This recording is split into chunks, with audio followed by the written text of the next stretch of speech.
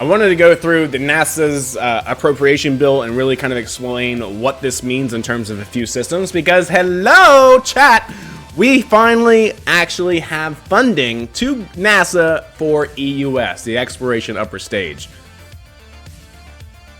Mind blown, chat. Mind blown. It's gonna be good. Orion is bought in bulk. SLS with this system will be funded. And now we have exploration R&D also being funded for lunar landers. Chat. We have the EUS now, which is getting what, like $600 million-ish or $500 million-ish for the exploration upper stage. That's going to be great. So overall, NASA's getting like $22.5 billion in the fiscal year 2020. So they're getting $22.629 billion, chat. Which is slightly less. It is important to note that this is actually less than what Jim Bridenstine was originally hoping for, in order to make sure everything was fully funded to hit their goal of the 2024 launch. However, it is important to know that Jim Bridenstine is very happy, the NASA administrator is very happy with the actual outcome of the omnibus. If passed, the spending bill gives NASA funding for a human lunar lander for the first time since Apollo. So there was original tweets from Jim saying that he was a little worried that if he didn't get the entire amount for the human landing technologies, that it would slip past the 2024 date. This is just for 2020, remember? So normally NASA funds their projects in terms of a bell curve where, you know, the first several years it goes pretty small, and then you have a huge increase, right? And then it comes back down as the missions go underway. So just because this first one, 4 years out, is a little lower than he expected, if NASA can really do more with less and learn to do more with less, they could still hit that 2024 mark, especially if the current trend follows that they will be getting more and more money to fund these projects. So everything, you know, it's a give and take, right? So some things got less, such as the heliophysics science funding got, I think, like $200 million less than original. The lunar lander technologies in terms of exploration R&D got a couple $100 million as well, less than that they were actually expecting or asking for.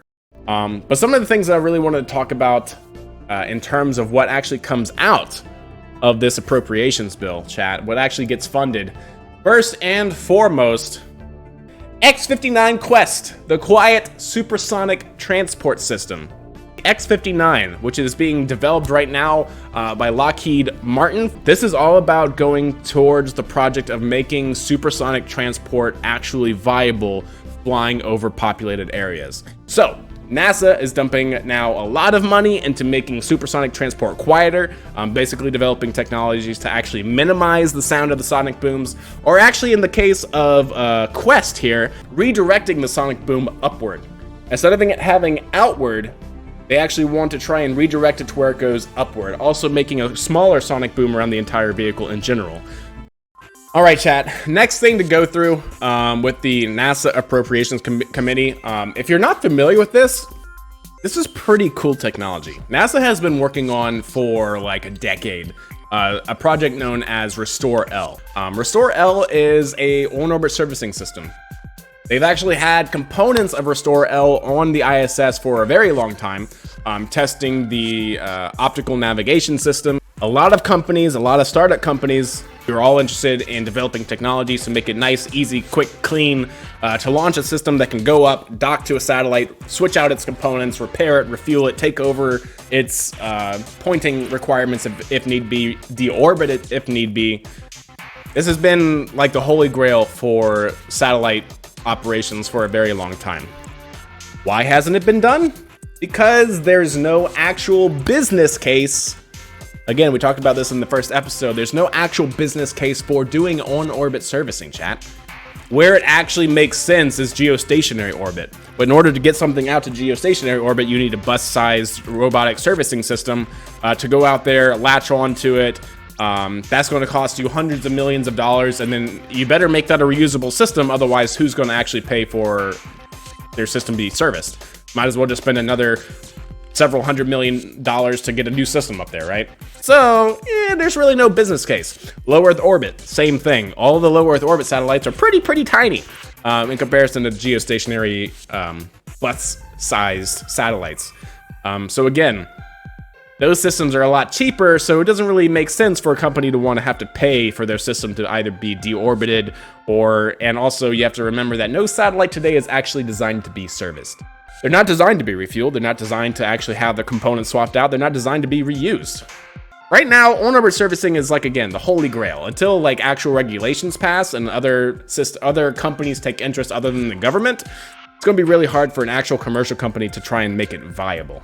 Yeah, Restore L is all about doing pretty much having a tool system, a robotic tooling system on a satellite bus that has every single type of tool that they would ever need in order to repair any satellite or grapple or anything like that.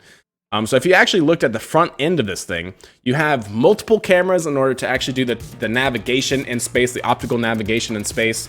You have 2 robotic arms, you have multiple latching systems. You also have on here different components that it can actually take these robotic arm attachments, latch onto, and swap out its end effectors, right?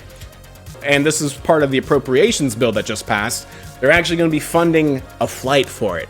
So all of the technology that they have been developed for on-orbit servicing for the last decade will now finally, hopefully, show and actually get a meaningful demonstration out for on-orbit servicing of satellites. That's actually a really, really, really big deal.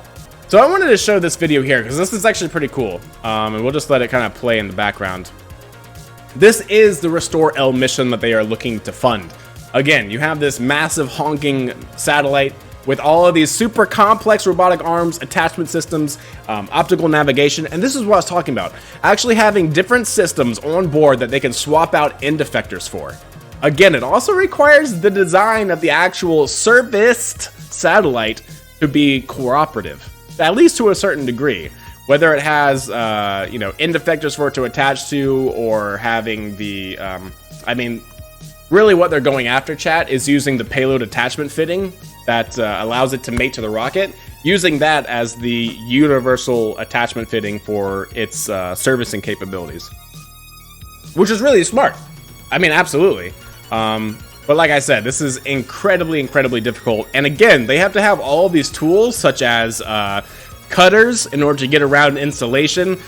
These things aren't really meant specifically to be refueled, so they have to have like a universal refueling adapter to also account for being able to cut wire and open up the servicing valve and actually being able to refuel it. Like, they can get this to work and actually make a viable business case. If NASA can actually make it viable to service satellites, no matter what it is, no matter what that satellite is, it's gonna be awesome. And then of course, this is the refueling valve. This is called the CSV, the Common Servicing Valve, which is actually a technology you can license from NASA, by the way. It's gotten funded. They're actually going to do a mission with it. Well, we'll see. They got the funding for it. We'll see exactly how far that funding goes. So the next thing to talk about is we got $300 million for the exploration upper stage. And here is a pretty good picture outlining the specifications of the EUS. Now, these specs are a little bit old, but the EUS, the exploration upper stage, is going to basically bring SLS to a completely different level. If you're unfamiliar with what the technology is now, they're using the ICPS, or the Interim Cryogenic Propulsion Stage. So it's the Delta IV upper stage. The EUS, like this diagram in and of itself, just completely shows how needed the EUS actually is in order to make to actually make the SLS a very, very insanely capable rocket. You have to remember, when we're comparing these numbers, the ICPS is what is used now, and it can still get 26 metric tons to the moon. If you actually compare these numbers, the EUS is actually just a completely scaled up version of the ICPS. In fact, the Delta V numbers are pretty much identical. But yeah, absolutely awesome. EUS is funded $300 million. We'll see where that gets us in the 2020 year, chat. So yeah, to look at these numbers, right, just real quick, ISP with those 4 RL-10s, 462.5 seconds of ISP, which is unbelievable.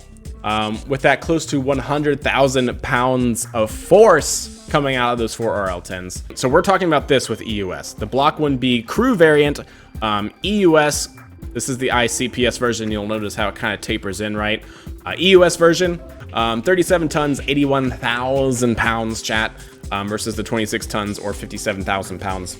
And then, of course, continuing on, if they actually up this even more, we're talking 45 tons to the moon, close to 50, probably more like 50, depending on how much they actually get out of those advanced SRBs. That concludes the second episode of Main Engine Space.